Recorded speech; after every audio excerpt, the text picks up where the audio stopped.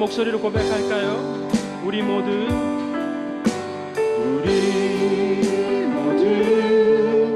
예배하는 자 되어 주의 영과 진리로 주를 예배하자. 주가 우리와 함께해 영원히 함께 하시고 마르지 않는 샘물로 우리 채우신 우리 모두 예배하는 자 되어 온전히 영과 진리로 주를 예배하자. 주가 우리와 함께해 영원히 함께 하시고 마르지 않는 샘물로 우리 채우신 우리 모두 예배하는 자 되어 온전히 영과 진리로 주를 예배하자. 주가 우리와 함께해 영원히 함께 하시고 마르지 않는 샘물로 우리 채우신 우리 모두 예배하는 자 되어 온전히 영과 진리로 주를 예배하자. 주가 우리와 함께해 영원히 함께 하시고 마르지 않는 샘물로 우리 채우시라. 모두 예배하는 자 되어 영과 진리로 주를 예배하자. 주가 우리와 함께해 영원히 함께 하시고 마르지 않는 샘물로 우리 채우신 주가 우리와 함께해 영원히 함께 하시고 마르지 않는 샘물로 우리 채우신 주가 우리와 함께해 영원히 함께 하시고 마르지 않는 샘물로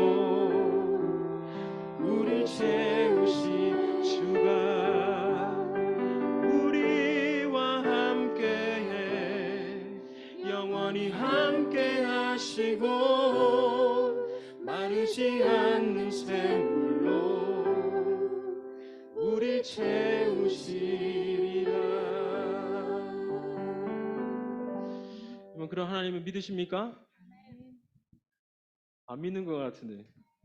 여러분, 그런 하나님 믿으세요? 주께서 우리와 영원히 함께 하시고 마르지 않는 샘물로 우리의 목마름을 채우신다는 사실을 꼭 기억하시면 좋겠습니다. 그래서 우리가 이렇게 고백할 수 있는 것 같아요. 모든 상황 속에서 주를 찬양하겠다 고백할 수 있을 것 같습니다.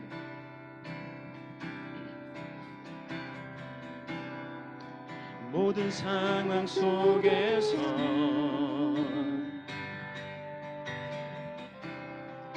주를 찬양할지라. 주는 너의 큰 상급, 주는 너의 큰 상급, 큰 도움이시라. 큰 도움이시라.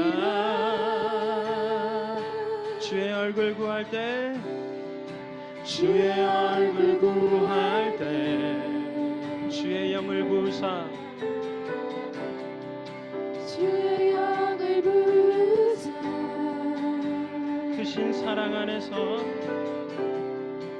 크신 사랑 안에서 주를 보게 하소서. 주를 보게 하소서.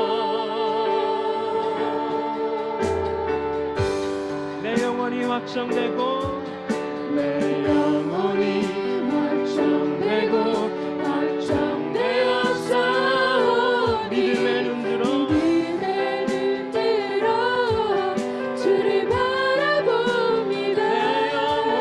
내 영혼이 확정되고 확정되었사오니 믿음의 눈들어 주를 바라봅니다. 내 영혼이 확정되고 내 영혼이 확정되고 확정되었사오니 믿음의 눈들어 주를 바라봅니다.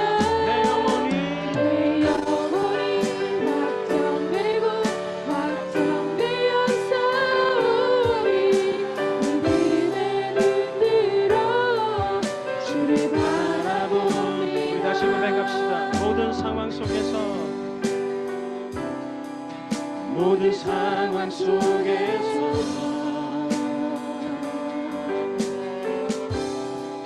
주를 찬양할지라. 주는 너의 큰 상급이 되시고 주는 너의 그 잔이 우리의 도움이 되십니다. 큰 도움이시라.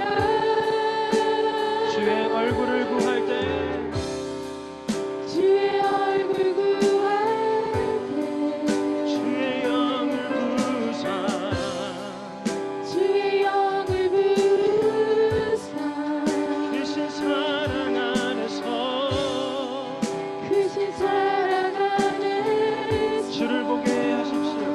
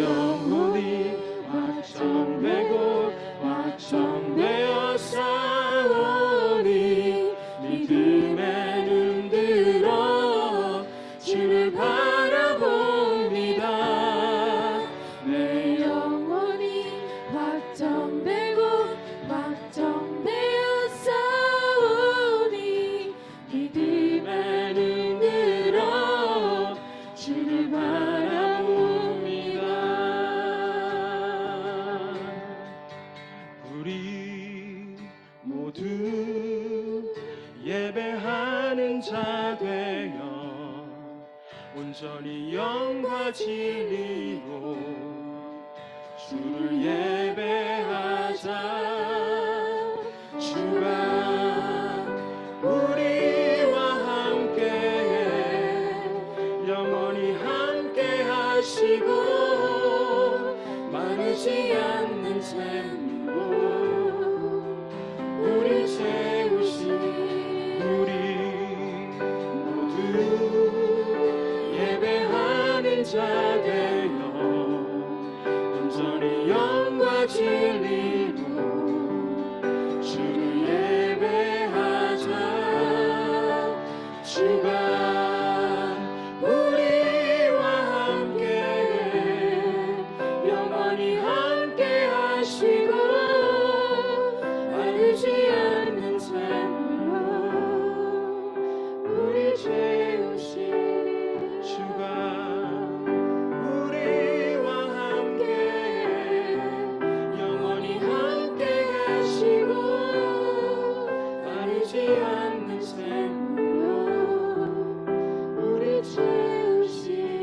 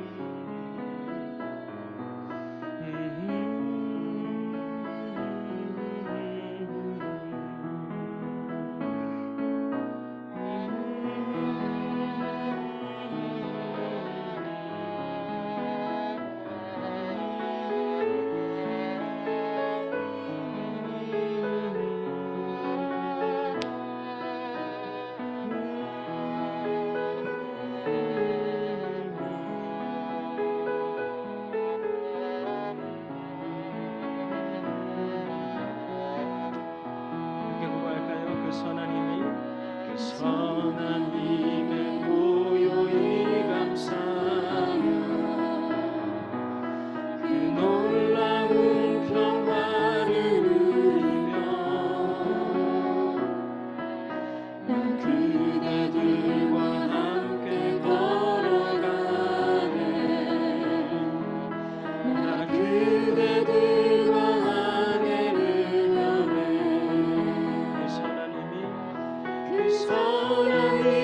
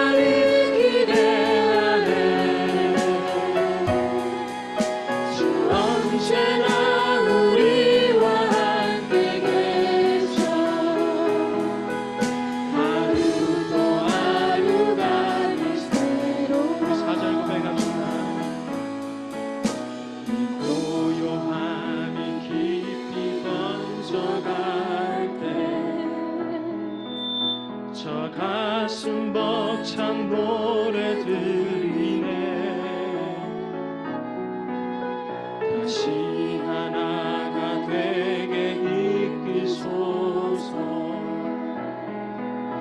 당신의 밤이 빛나는 이 밤, 그 선한 힘이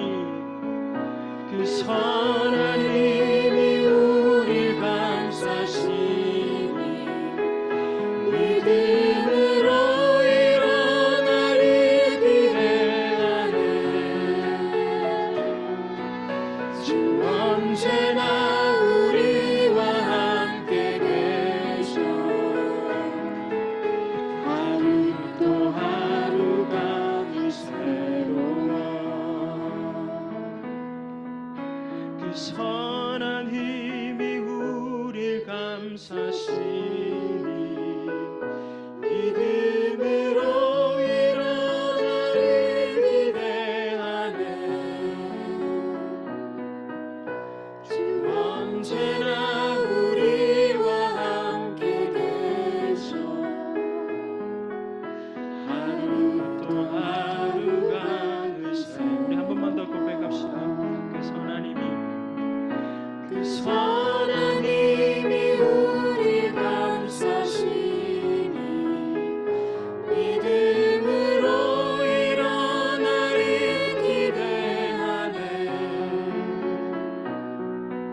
주 언제나 우리와 함께 계셔. 하루 또 하루가 늘 새로워. 이 시간 함께 기도로 예배의 자리로 나갔으면 좋겠습니다. 하나님께서 우리를 날마다 채워주시지 않으면 우리는 단 하루도 호흡할 수 없는 사람임을 고백하며 하나님의 선한 그 능력을 날마다 우리에게 채워주십시오. 마르지 않는 그 생명의 호흡을 우리에게 날마다 허락해 주셔서 저는 자에게, 멈춘 자들에게, 넘어진 자들에게, 아무도 알 수 없는 곳에서 눈물 흘리는 자들에게 하나님 위로의 빛을 허락하여 주시고 그들의 무릎을 강건하게 하시고 그들의 심령을 회복시켜 주십시오. 하나님, 그 회복됨을 기대하며 이 예배의 자리로 나왔습니다. 목사님 말씀을 증거하실 때에 우리 그 깊은 곳에서부터 차오르는 회복의 샘물을 마실 수 있도록 허락해 주십시오. 또한 우리의 마음을 엽니다. 우리의 귀를 엽니다. 하나님, 이 자리 가운데 임재하여 주십시오. 우리를 위해서, 말씀의 자리를 위해서 함께 기도하며 나아가도록 하겠습니다. 기도합시다. 아버지, 우리가 다시 한번 하나님을 기대하고 소망하는 가운데 주님을 찾습니다. 우리의 마음을 열어주시고 우리를 회복하게 해주시고 하나님께서 영원히 채워주시는 그 선한 능력을 우리가 믿음으로 신뢰하오니 주님, 우리 가운데 역사하여 주시고 우리의 목마름과 우리의 눈물을 닦아주십시오.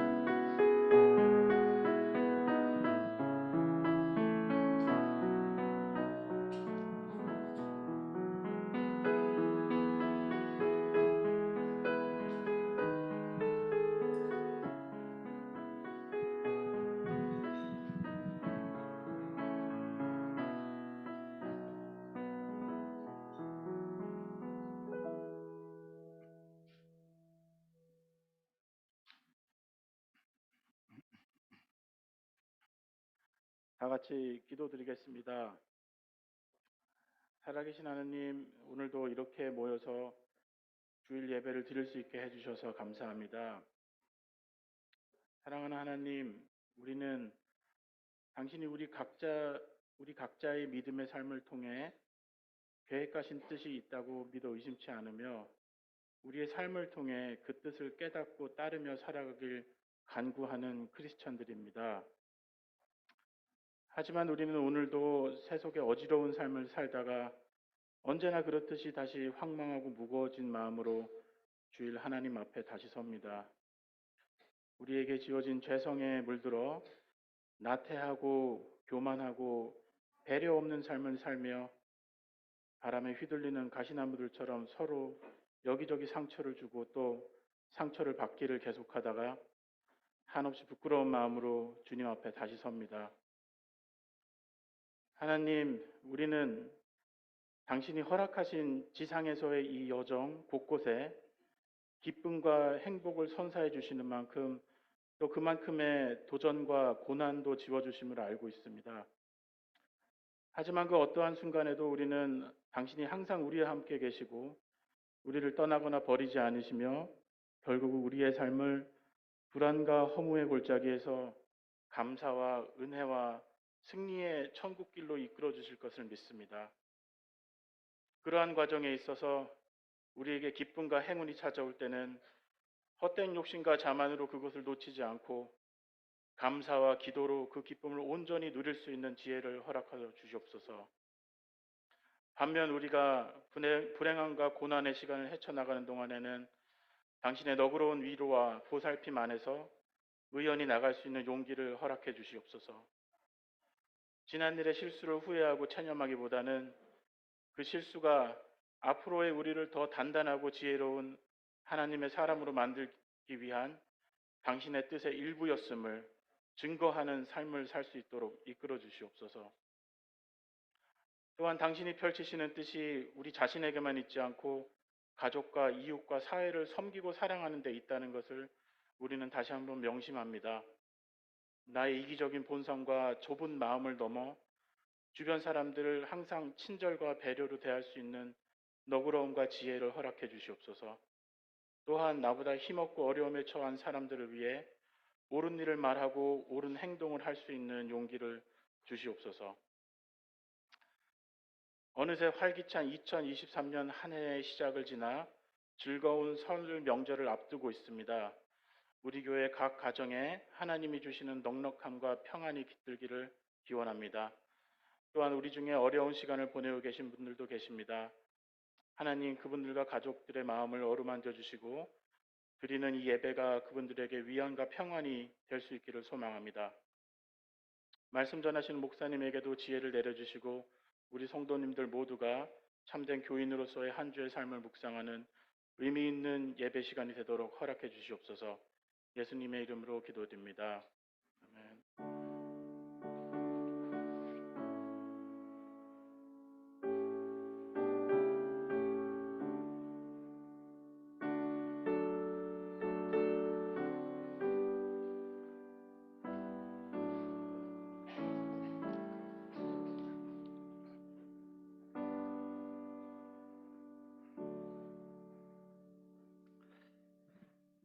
네, 모든 분들을 주님의 이름으로 축복하며 환영합니다. 광고 말씀드리겠습니다. 오늘 예배 후에 공동의회가 있습니다. 예배 마치고 바로 이어서 공동의회 진행하겠습니다. 다음 주는 설날입니다. 그래서 다음 주일날 우리 교회 또 전체 식사가 있겠고요. 또 디모대회에서 설날 행사도 있습니다. 아주 재밌는 행사를 많이 준비를 하셨다고 그럽니다. 네, 많이 참여해 주시기를 바라고요. 그리고 다음 주에 우리 매년 명절이면 우리가 떡을 주문하는데 다음 주에도 떡을 많이 주문을 하신 것 같습니다. 그래서 떡 주문차가 이제 교회 안으로 진입을 해야 되기 때문에 우리 교회 또 안쪽 주차장에는 여러분 주차를 하지 마시고 바깥에 주차해 주시기를 바라고요. 더불어서 오늘 그 이영범 집사님도 김현임 집사님도 오셨는데 집사님께서 이제 휠체어를 타고 이렇게 들어오셔야 됩니다. 그래서 여러분 앞으로 차량을 다음 주 이후에도 차량을 교회 안에다가 대지 마시고 바깥에 대주시기를 바랍니다. 그래서 김현희 집사님께서 차량으로 이렇게 안으로 교회 안에 진입해서 이렇게 이용곤 집사님이랑 내리실 수 있도록 여러분 도와주시기를 바랍니다. 오늘도 간식이 있습니다. 박재홍 집사님, 김현정 집사님께서 간식을 준비해 주셨습니다. 박수! 네. 감사합니다. 네. 박수 받기가 어렵지 않습니다, 여러분. 네. 네, 감사드립니다. 오늘 캡틴 요원 청소 담당 구역 기억하시기를 바랍니다. 오늘은 이제 홀리옥 구역에서 청소 담당이고요. 다음 주는 코벤트리 구역입니다. 이제 같이 말씀을 보도록 하겠습니다. 주일학교 학생들은 이동해 주시기 바랍니다.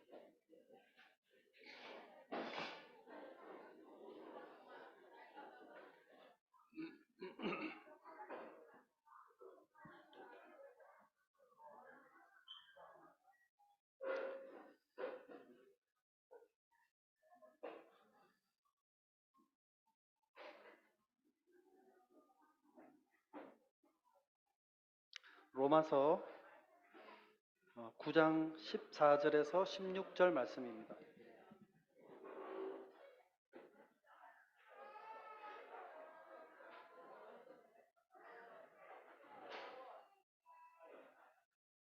로마서 9장 14절에서 16절 제가 봉독해 드리겠습니다.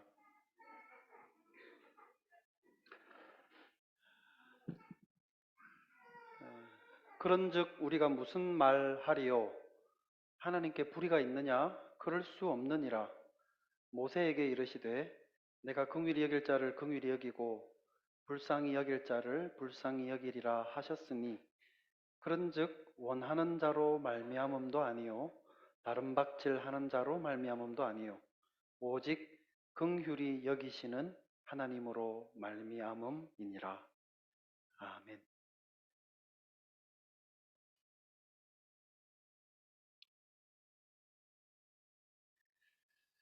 내가 야곱은 사랑하고 에서는 미워하였다. 혈통과 상관없이 또 행위와도 상관이 없이 심지어 이 두 사람이 태어나기도 전에 하나님의 작정이 있었다는 것을 함축해주는 말씀이라고 여러분과 나눴습니다. 그리고 이어서 바울 사도는 하나님께서 그렇게 하시는 것에는 불의하심이 없다라는 것을 설명하려 하고 있습니다. 그래서 14절에 보면 그런즉 우리가 무슨 말하리요? 하나님께 불의가 있느냐? 그럴 수 없느니라. 그런즉 하나님께 불의가 있느냐? 아무도 하지 않는 질문을 바울 사도가 지레짐작해서 억지로 끄집어내는 질문이 아닙니다. 오히려 반대로 누구나 할 수 있는 질문이고 또 실제로 던지고 있는 질문이기도 합니다. 과연 그렇게 하시는 하나님을 우리가 의롭다고 할 수 있느냐? 라는 겁니다. 타락한 사람은 하나님께서 하신 일을 비난하거나 책임을 하나님께 전가시키려고 하는 경향성을 가지고 있습니다. 그것은 최초의 사람 아담이 범죄하고 나서 했던 일이기도 합니다. 범죄하고 나니까 자기가 벗은 줄 알게 된 아담과 하와가 나무에 숨었을 때 하나님이 그를 부르러 가셨죠. 부르시니까 그 다음에 아담이 이렇게 답을 하면서 책임을 하나님께 은근슬쩍 떠넘기려 했습니다. 하나님이 주셔서 나와 함께 있게 하신 여자, 그가 그 나무 열매를 내게 줌으로 내가 먹었습니다. 못된 거는 일찍 배우는 것 같아요. 아주 이 말에 책임을 살짝 전가시키는 태초의 사람 아담 때뿐만 아니라 구약 시대가 끝나갈 무렵 말라기 시대 사람들도 똑같은 방식으로 하나님께 이렇게 질문을 했습니다. 주께서 어떻게 우리를 사랑하셨습니까? 우리가 어떻게 주님의 이름을 멸시했습니까? 우리가 어떻게 주님의 것을 도적질했습니까? 우리가 무슨 말로 주를 대적했습니까? 라고 하나님을 향해서 질문을 하였습니다. 이 사람들은 하나님의 행위에 대해서 자기들에게 해명해 달라고 요구하는 질문이었던 겁니다. 이런 시대는 이것은 예수님 시대라고 다르지 않았고 지금 오늘 우리들에게도 있는 질문입니다. 여러분 잘 아시는 C.S. 루이스라고 하는 분이 쓴 논문 가운데 이 피고석에 앉으신 하나님이라는 제목의 논문이 있습니다. 오늘날 사람들의 특징을 잘 말해주는 그런 내용입니다. 마치 하나님들어 이 땅에 하나님이 직접 우리가 있는 이곳에 내려오셔서 우리가 이해하는 방식으로 우리를 이해시키고 우리를 납득시키고 해명해 달라고 하나님을 향해서 신을 향해서 따지고 싶어하는 그런 사람들의 특징에 관해서 쓴 논문입니다. 이 질문에 대해서 바울 사도는 이제 어떻게 답을 해주고 있느냐라는 겁니다. 14절에서 그래서 하나님께 불의가 있느냐? 라고 하는 이 익숙한 질문을 반복하듯 던지고는 바울 사도는 곧장 그것에 대해서 그럴 수 없다라고 이야기를 합니다. 질문을 던져놓고 바로 곧장 그럴 수 없다. 우리가 던지는 어떤 질문에 대해서 그 답이 절대적으로 이 노일 수밖에 없는 그런 질문들이 있죠. 뭐 예를 들어서 지난 성탄절에 여러분과 말씀을 나눈 것처럼 처녀가 잉태를 할 수 있습니까? No. 안에 된 굴뚝에 연기가 날 수 있습니까? No. 또 한 구멍에서 찬물과 더운 물이 동시에 나올 수 있습니까? No. 같이 나오려면 미지근해져서 나오죠. 찬물이 찬물대로 나오지 않고 뜨거운 물이 뜨거운 물대로 동시에 나올 수는 없습니다. 그러니까 바울 사도에게는 위에서 던졌던 이 질문 역시도 그러한 성격의 질문이라는 겁니다. 하나님이 불의하시냐? No. Never. Impossible. 이라고 바울 사도는 이야기를 합니다. 왜 그런 질문이 불가한지에 대해서 바울 사도는 또다시 다른 질문을 반문함으로써 답을 합니다. 20절과 21절 말씀에 보면 지음을 받은 물건이 지은 자에게 어찌 나를 이같이 만들었느냐 말하겠느냐. 토기장이가 진흙 한 덩이로 하나는 귀히 쓸 그릇을 다른 하나는 천히 쓸 그릇을 만들 권한이 없겠느냐? 라고 묻습니다.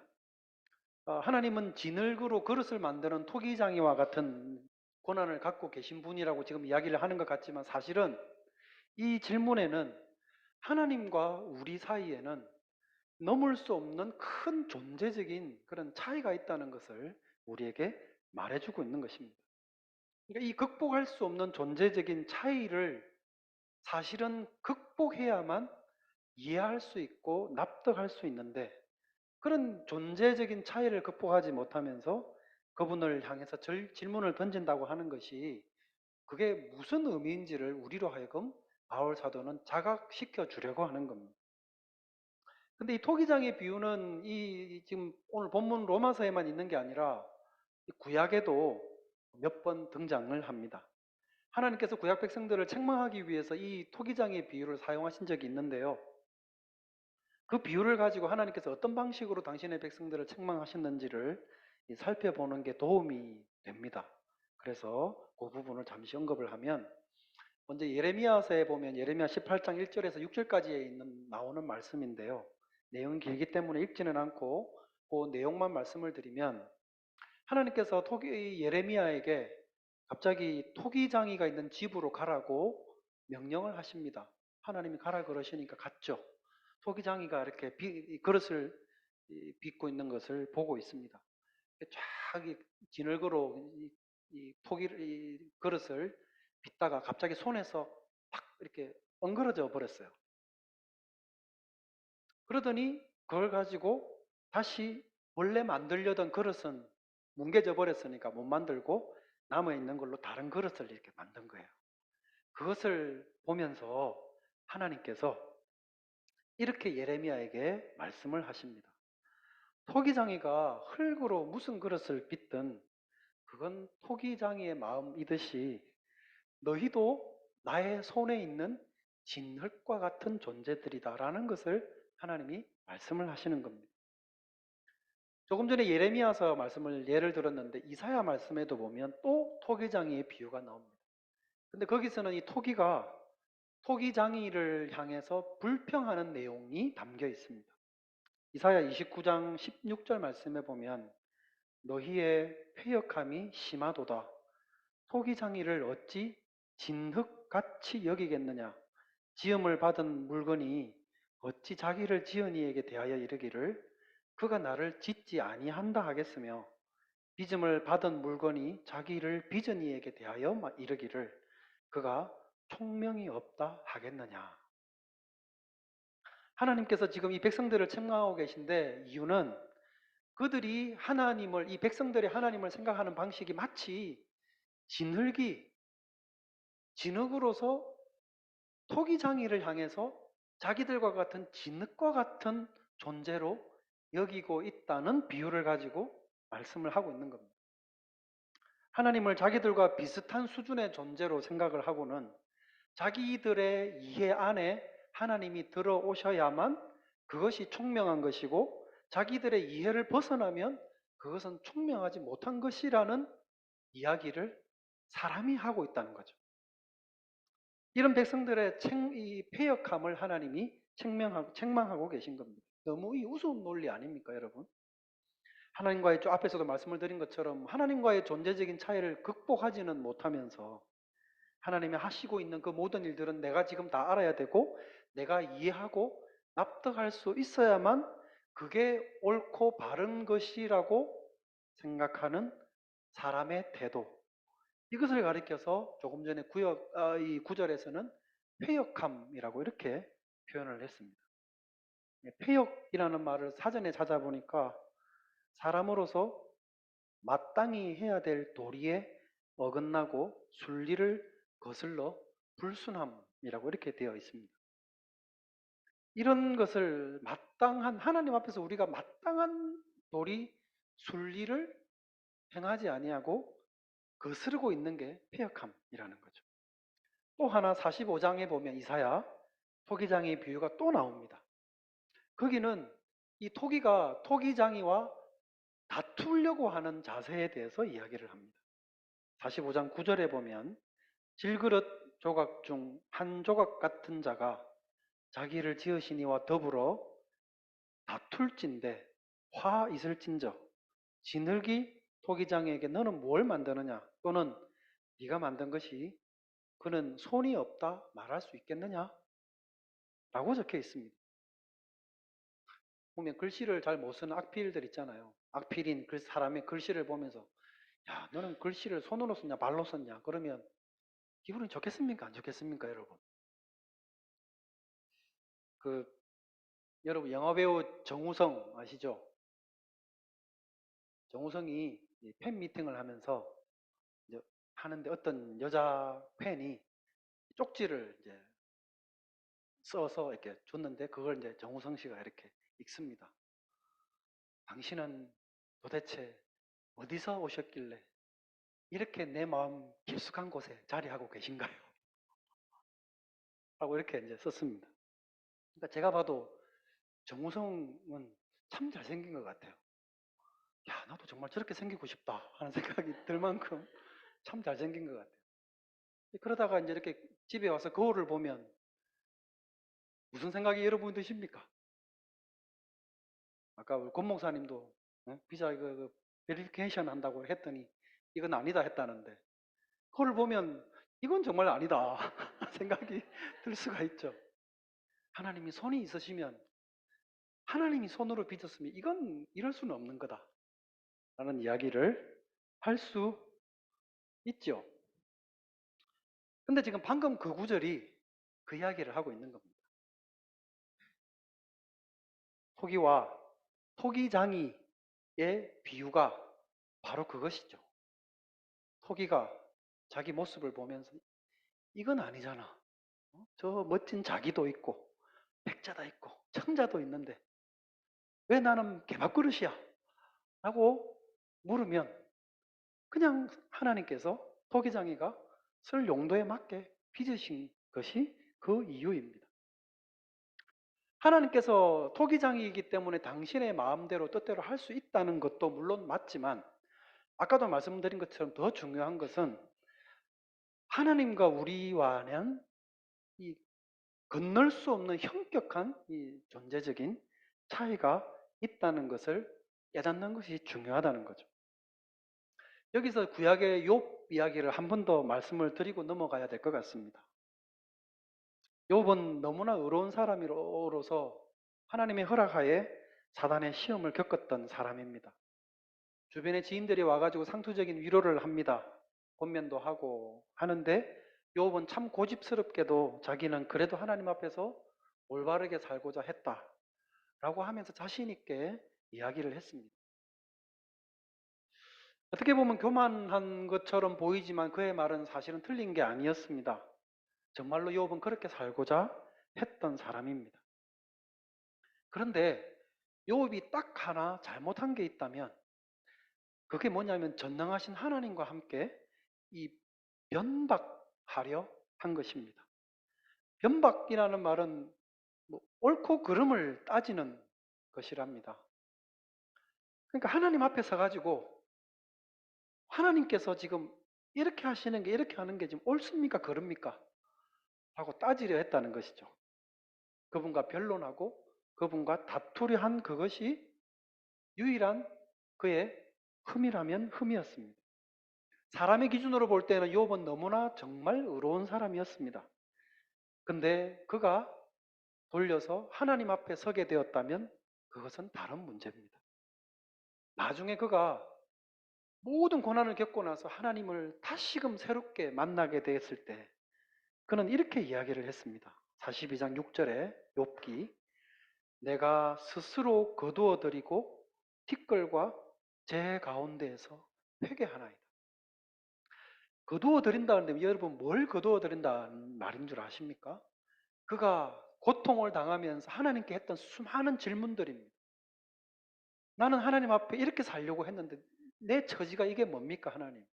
이건 아니지 않습니까? 얼마나 삶에 질문이 많았겠습니까? 하나님을 향해서 던졌던 그 많은 질문들을 하나님을 대면하고 보니까 그 질문들이 내가 하나님께 던질 수 없는 질문이었구나.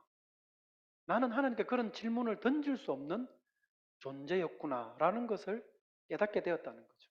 그래서 하나님을 다시금 만나고 나서 그 모든 질문들을 다 거두어 드리고 내가 할 것은 티끌과 재를 뒤집어 쓰며 하나님께 회개하는 것밖에 없습니다.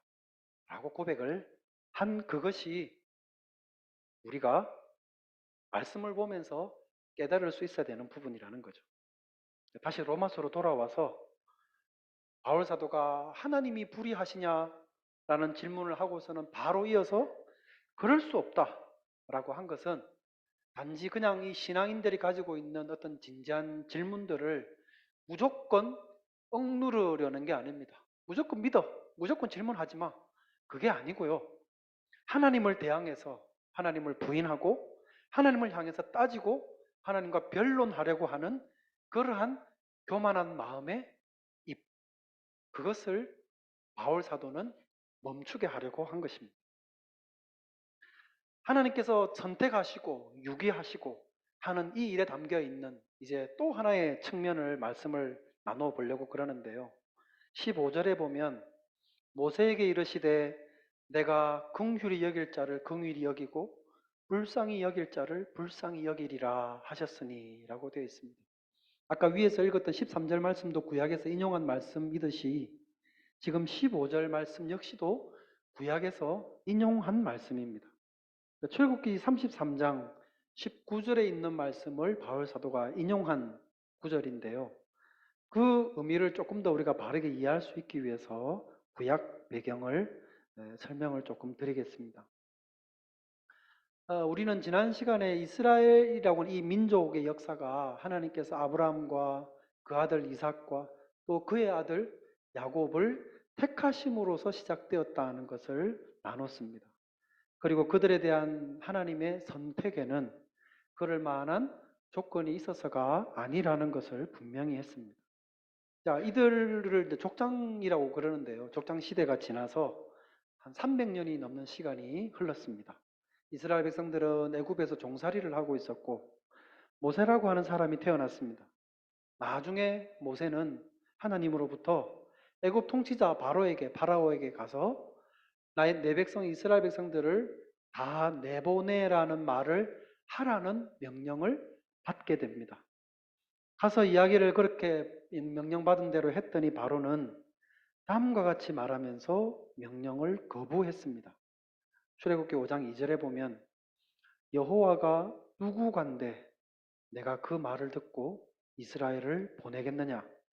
나는 여호와를 알지 못하니 이스라엘도 보내지 않을 것이다. 라고 답을 했습니다.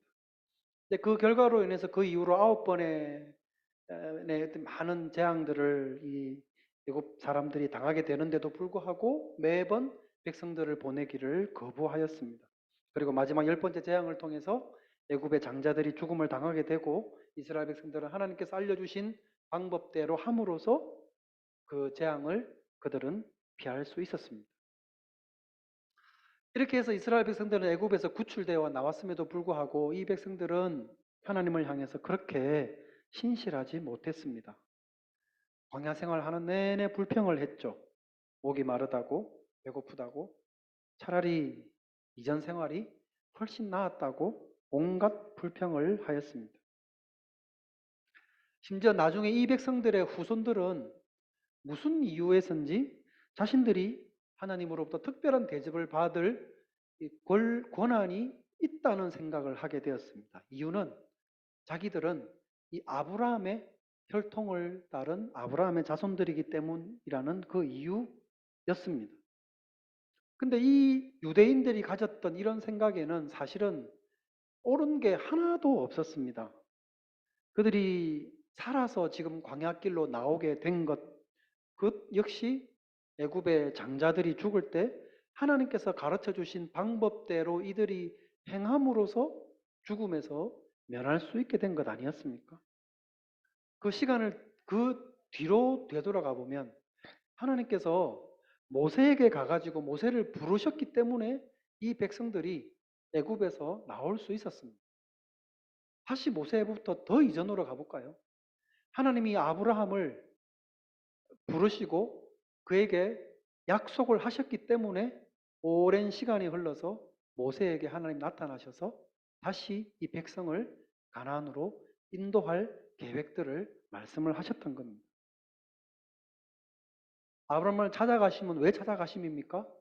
아브라함이 찾은 게 아니라 하나님이 그냥 아브라함을 찾아가심으로써 이 모든 역사가 시작이 되었습니다. 결국은 이 이스라엘 백성들은 광야길을 걸어가면서 불평을 하거나 특별한 대접을 받을 자격이 있다는 말을 할 수 있는 아무런 근거가 없었습니다. 나중에 모세는 이렇게 적었습니다. 신명기 7장 7, 8절에 보면 여호와께서 너희를 기뻐하시고 너희를 택하심은 너희가 다른 민족보다 수효가 많기 때문이 아니니라. 너희는 오히려 모든 민족 중에 가장 적으니라.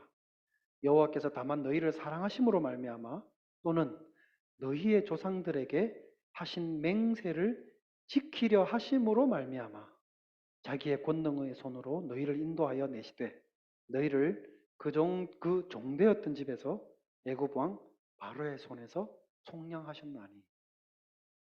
하나님 하신 일이 고스란히 여기에 담겨 있습니다. 오늘 이 로마서 9장 15절 말씀이 출애굽기 33장의 말씀을 인용한 것이라고 여러분께 말씀을 드렸는데 그 33장 이전에 32장에 보면요. 이런 내용이 있습니다. 모세가 하나님의 부름을 받아서 시내산으로 올라갑니다. 하나님으로부터 율법을 받기 위해서 시내산에 올라갑니다. 한 40여일 오랜 시간 이렇게 여러 날을 있다 보니까 밑에서 기다리던 백성들이 기다림에 지쳐가지고 이 아론더러 금송아지를 만들자 그래가지고는 만들어가지고는 그게 우리를 애굽에서 구원해낸 신이라고 하면서 이 황금송아지를 숭배하고 있었습니다. 그러니까 유대인들의 역사로 보면 가장 최악의 순간이었던 것이죠. 하나님께서는 그 사실을 알고는 모세에게 율법 주시기를 중단하시고 그 세대의 백성들이 진멸될 것이라고 경고하셨습니다. 그리고는 모세로부터 내가 다시 새로운 백성들을 내가 만들 것이다 라고 말씀을 하십니다. 모세는 이 말씀을 듣고 이 백성들을 위해서 얼마나 간절하게 기도를 했는지 그가 기록한 기도의 그 기도문을 보면 알 수 있습니다. 출애굽기 32장 31절 2절 말씀에 보면 그가 이렇게 기도합니다. 모세가 여호와께로 다시 나아가 여짜오되 슬프도소이다. 이 백성이 자기들을 위하여 금신을 만들어 싸우니 큰 죄를 범하였나이다. 그러나 이제 그들의 죄를 사하시옵소서. 그렇지 아니하시오면 원하건대 주께서 기록하신 책에서 내 이름을 지워버려 주옵소서. 한마디로 하나님 그들을 죽이시려거들랑 저도 같이 죽여주시옵소서 라고 지금 이야기를 하는 겁니다. 언젠가도 여러분께 말씀을 드린 적이 있는데요. 모세는 자기 자신이 지금 하나님께서 멸하시려고 하는 이 범죄한 백성들을 대신할 수 있는 존재가 아니라는 사실을 모르고 있습니다. 그 역시도 죄인인데 어떻게 자기가 백성들을 대신할 수 있겠습니까? 그런데 그 뒤에 이제 쭉 이어지는 그 내용을 보면 모세가 하나님께 이런 기도를 한 게 약간 뭔가 좀 믿는 구석이 있었던 것 같습니다. 그러면서 이제 33장으로 넘어가는데요. 출애굽기 33장으로 넘어가서 하나님께서 모세에게 이렇게 말씀하십니다. 너가 지금 백성들을 이끌고 가나안으로 가라. 가면 내가 나의 사자를 너보다 먼저 보내서 저 땅에 살고 있는 가나안 족속들이 살고 있는 저 땅을 너희 백성들로 하여금 차지하게 할 것이다. 그런데 나는 그 백성들하고 같이 가지는 않을 거다. 왜냐하면 이 백성들이 범죄했기 때문에 내가 저들과 같이 가다가 저들을 죽여버릴지 모르니까 나는 안 갈 거야. 라는 이야기를 모세에게 하십니다. 그 말을 듣고는 모세가 하나님께 이렇게 이야기를 합니다. 하나님께서 저더러 나더러 가나안으로 가라고 말씀을 해놓고는 왜 같이 갈 사람은 그러면 말씀해 주지 않습니까? 정해 주셔야 되지 않습니까? 하고 이제 살짝 불평하듯 이야기합니다. 하나님께서 길을 좀 알려주십시오. 그랬더니 하나님이 그래 내가 너랑 같이 가줄게 라고 이렇게 이야기를 합니다. 이 답변으로도 모세가 좀 성에 안 찼는지 쐐기를 박는 말을 합니다. 15절에 보면 33장 출애굽기 모세가 여호와께 아뢰되 주께서 친히 가지 아니하시려거든 우리를 이곳에서 올려보내지 마옵소서. 무슨 말입니까? 하나님이 우리와 함께 안 가시거들랑 우리도 안 갈랍니다 라는 이야기입니다. 하나님 안 가면 우리도 안 가. 따지고 보면 협박이죠. 하나님을 향해서. 그 말 듣고 하나님이 거듭 답을 하시죠. 그래 네가 요청하는 거 내가 다 들어주마 라고 이야기를 합니다. 그러니까 그 33장의 내용만 가만히 보면 이거는 창조주이신 하나님과 피조물인 사람의 대화가 아니라 이 친구 사이에 하는 대화처럼 느껴집니다. 아주 친밀한 두 친구가 서로 밀당하면서 하는 대화처럼 들립니다. 근데요, 참 재밌게도 이 33장에 보면 이렇게 기록을 해놨어요. 11절에 보면 사람이 자기의 친구와 이야기함 같이 여호와께서는 모세와 대면하여 말씀하시되 라고 되어 있어요. 하나님이 정말 친구랑 이야기하듯이 지금 모세와 이야기한다고 출애굽기에서 기록을 해주고 있어요. 그리고 이제 이 이야기 끝에 하나님께서 모세에게 하나를 말씀을 하시는데 그게 오늘 15절 로마서 9장 15절 말씀에서 인용한 말씀입니다. 33장 19절에 보면 출애굽기 내가 내 모든 선한 것을 너의 앞으로 지나가게 하고 여호와의 이름을 너의 앞에서 선포하리라. 나는 이제 이 부분이죠. 은혜 베풀 자에게 은혜를 베풀고 긍휼히 여길 자에게 긍휼을 베푸느니라. 무슨 말입니까, 여러분? 이 맥락 속에서 하나님께서 무슨 말씀을 하고 계신 겁니까? 처음에는 안 간다고 그랬다가 아니 나 혼자 어떻게 갑니까? 그랬더니 아이 그래 따라가 줄게 그랬다가 하나님 안 가시면 우리도 안 갈랍니다. 그러니까 그래 내가 영을 다 들어줄게. 마치 변덕 부리는 하나님처럼 그렇게 대화를 하시면서 뭔가 하나님이 저 모세에게 무슨 책 잡힌 게 있으신가 싶을 정도로 말했다가 모세가 투정하면 또 막 다 들어주시고 하는 식으로 하는 것은 다른 이유가 아니라 하나님께서 모세에게 은혜와 긍휼을 베풀기로 작정하셨다는 이유 때문이라는 겁니다. 다른 이유가 아니라는 거죠. 출애굽기 33장 17절에 이렇게 되어 있습니다. 여호와께서 모세에게 이르시되 너가 말하는 이 일도 내가 하리니 너는 내 목전에 은총을 입었고 내가 이름으로도 너를 알미니라. 그러니까 이 구절 후반부에 나와 있는데 그 이유가 잘 설명이 되어져 있습니다. 이 일도 내가 하리니 너는 내 목전에 은총을 입었고 내가 이름으로도 너를 알미니라. 너는 내 목전에 은총을 입었고 이 절이 because 절로 되어 있습니다. 그러니까 너가 요구한 거 다 들어줄게.